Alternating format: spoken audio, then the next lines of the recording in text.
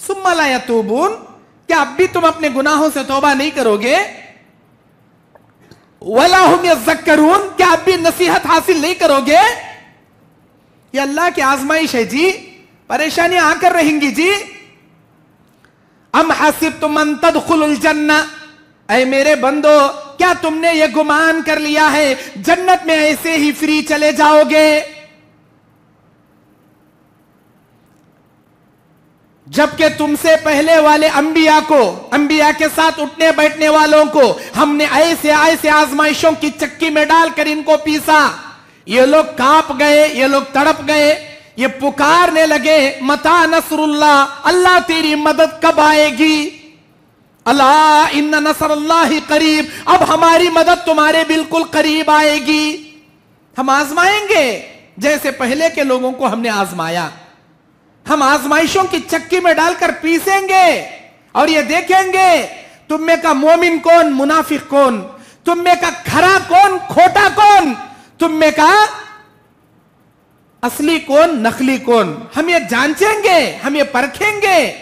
جب تک آزمائشوں کی بھٹی میں ڈال کر تم کو تپایا نہیں جائے گا اس وقت تک جنت فری میں ملنے والی نہیں ہے۔ اللہ تبارک و تعالی دنیا میں ہر قدم بقدم اسے آزمائشوں میں مبتلا کرے گا۔ نبی کریم صلی اللہ علیہ وسلم سے سوال کیا گیا، اے اللہ کے نبی صلی اللہ علیہ وسلم یہ آزمائشیں کیا ہیں؟ اے اللہ کے نبی آزمائشیں کیا ہیں؟ آپ نے بیان فرمایا سب سے بڑی آزمائشیں اللہ انبیاء کو دیتا ہے، انبیاء جیسی آزمائشیں دنیا میں کسی کو نہیں دیتا۔ انبیاء کی اتنی بڑی آزمائشیں، انبیاء کی اتنی بڑی پریشانیاں کسی کو نہیں ملتی۔ اتنی بڑی بڑی آزمائشوں سے اللہ انبیاء علیہ السلام کو آزماتا ہے۔ پھر اس کے بعد جس کا ایمان جتنا مضبوط رہے گا، جو جتنا اللہ کے قریب رہے گا، اللہ اسے اتنی آزمائشوں سے دوچار کریں گے۔ اللہ کے نبی نے فرمایا یہ آزمائشیں ہی تقرب من اللہ، اللہ سے قربت اختیار کرنے کا ذریعہ ہے۔ اللہ اپنے بندوں کو آزمائشوں میں ڈال کر اپنے قریب کرتا ہے۔ الذین اذا اصابتہم مصیبہ، جب بھی ان کو مصیبت آتی ہے، قالوا انا للہ، یا اللہ ہم تیرے ہیں، وَإِنَّ إِلَيْهِ رَاجِعُونَ، یا اللہ ہم تیری جانب لوٹنے والے ہیں۔ اللہ سال میں ایک بار یا دو بار بڑی آزمائشوں میں ہم کو ڈال دیتا، صرف اس لیے میرا بندہ میری جانب پلٹ جائے، میرا بندہ میری جانب رجوع کر لے۔ اب آئیے، پریشانیاں تو آتی ہی ہیں، پریشانیوں میں ہم میں سے بے شمار لوگ مبتلا ہیں۔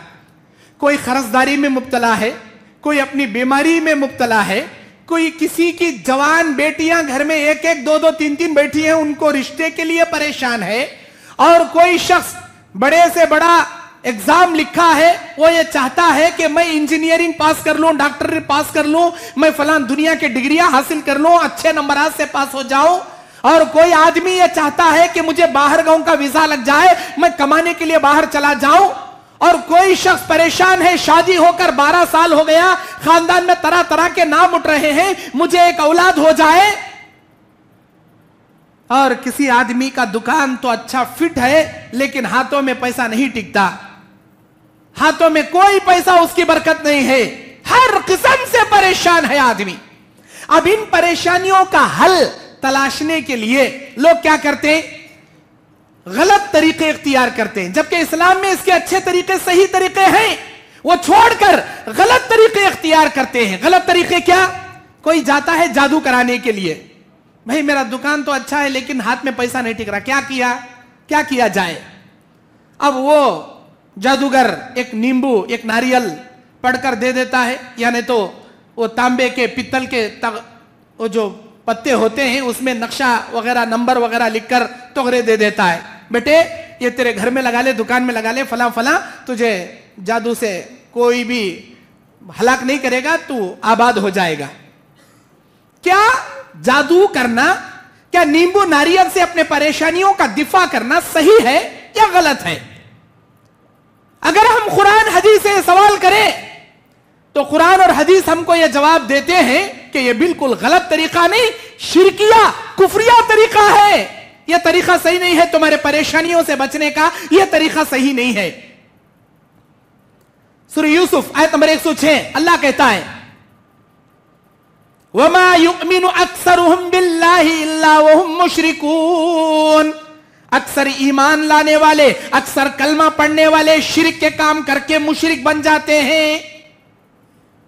اب کلمہ پڑھ کے روئے شرک کرنا، یہی ہے یہ، نیمبو پہ بھروسہ کر لینا، ناریل پہ بھروسہ کر لینا، توغروں پہ بھروسہ کر لینا، جادو کے ذریعے اپنا علاج کرنا، اپنے دکان کا علاج کرانا، یہ مصیبتوں سے بچنے کا غلط طریقہ ہے۔ پھر کیا کیا جائے؟ حدیث سے اگر سوال کریں تو اللہ کے نبی علیہ السلام فرماتے ہیں من اتا الرافع، جو آدمی، من علق شیئا، جو آدمی اپنے گلے میں کوئی چیز لٹکائے گا، چاہے وہ تانبے پیتل کی تانت کیوں نہ ہو، یا کسی قسم کا دھاگا کیوں نہ ہو، یا کسی قسم کا پلیتا کیوں نہ ہو، یا کوئی تعویذ گنڈا کیوں نہ ہو، من علق شیئا اکل الیہ یوم القیامہ، جو آدمی دنیا میں کوئی تعویذ یا پلیتے لٹکا کر یہ بھروسہ، یہ امید لگائے گا کہ یہ تعویذ مجھے جادو سے بچائے گا، یہ پلیتا مجھے نظر بد سے بچائے گا، یہ پلیتا، یہ تعویذ مجھے دنیا کے آفتوں سے بچائے گا، یقیناً اس نے کفر کیا، اس نے شرک کیا۔